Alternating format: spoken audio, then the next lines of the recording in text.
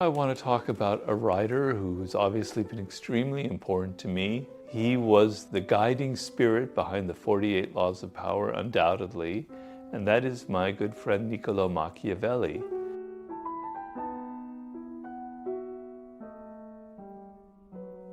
Machiavelli, I remember also, it's going to sound like I was a very strange 15-year-old because I talked about it in Nietzsche, but I believe I bought my first copy of The Prince when I was 15. And I very remember the cover of it because it was so distinctive. It had a large hand on it, and there were all these people inside the hand, as if the hand was controlling all of these people. And it was kind of this metaphor for the prince, and I thought that was very striking. And I was attracted to it probably because in high school and in my family and things, I was dealing with things that were going on, possibly manipulations. I had this sense when I was very young that people wore these masks, that they pretend to be something that they're not. And it really fascinated and it troubled me at a very early age. So something inside me was drawn to that picture of the hand and the cover and Machiavelli. So I read The Prince, and honestly, I don't think I understood a hell of a lot, although, he talks a lot about history and it's fairly straightforward. But I think I was very excited by the language because, oftentimes when you're young, what irritates you about humans and adults is how fake they are, how they pretend to be something that they're not, right? And when you're a kid or you're a child or you're a teenager, you see through it. You see they're faking it. They're putting up a front. That's not really who they are. And it bothers you. Machiavelli just ripped that damn mask off of people's faces and said, this is the human animal as it is. They want power, okay? And so he was writing about great Christian figures like the popes of Italy as if they were mafia dons, as if they were trying to gain power. And he had this idea, which to this day I think about all the time, and it influences my thoughts, called the effective truth. Verità effettuale, I believe in Italian, don't quote me on that. The effective truth is, the truth of people is not in what they say about themselves. The Pope will say, I am the representative Christianity of Christ on earth, etc., but it doesn't mean anything.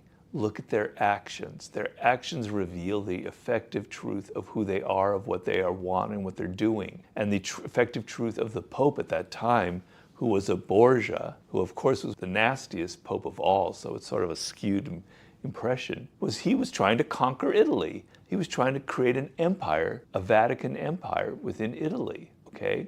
That was the truth about him. So look at people's actions and analyze them through that lens and see them not for what they say, not for what they pretend to be, but for what they actually do. And the hardness of his language, the crystal realism of it, the ability to not look at all the bullshit people throw at you to try and deceive you, was like, whoa.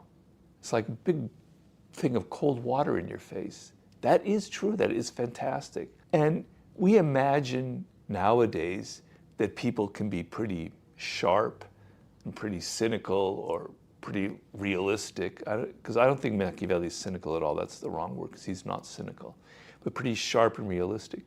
But imagine being like that in 1514 or so when he wrote The Prince, when something like that could put you in prison, where it was scandalous, where it was heretical. The courage and the ability to see through that is what made him, 500 and some years later, still being read. And all the great leaders in history have read him, and so many people have been influenced him both on the right and the left because of that sharpness of his vision, of looking through and looking at the human animal in the clearest possible light. The other thing about Machiavelli that I didn't discover until I was older is that he's a very rich writer. People only focus on The Prince because that's his most quote-unquote evil book. But he wrote many other books that have nothing like that. The Discourses is absolutely probably his most brilliant work, in which he goes through much more of history and he explains ideas that are much deep. It's a much longer book. He did an incredible book on the history of Florence called The Florentine Histories, which is really beautiful. Not many people read it. He wrote a book on warfare, The Art of War, okay? He wrote a play. He was a playwright and he was a poet. And his play, he wrote several plays, but he had a play called Mandragola, which is the most scandalous play you could ever imagine about Christian religion. It's hilarious. It's really funny. And it's a beautiful thing. And nobody realizes that Machiavelli was this creative man who wrote plays, wrote poetry. He was also a great seducer. He had all these numerous affairs with very beautiful women. He was a character, the kind of characters you don't find anymore in this world. He was this sort of kind of person that I wish I could encounter. If he were here, he would be one of my best friends. If he liked me, I don't know if he would. But I felt something very human about him. It also helps that we have nearly the same birthday. So there's some kind of weird vibe going on.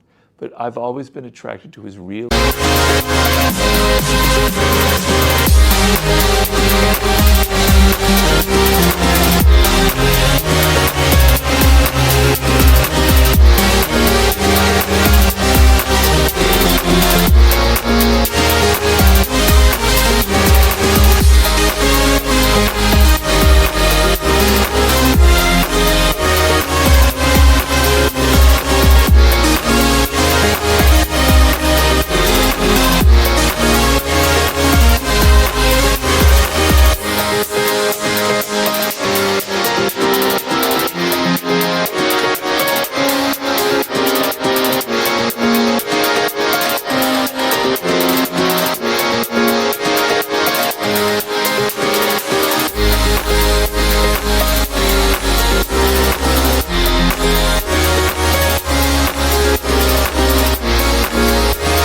him into his earthiness.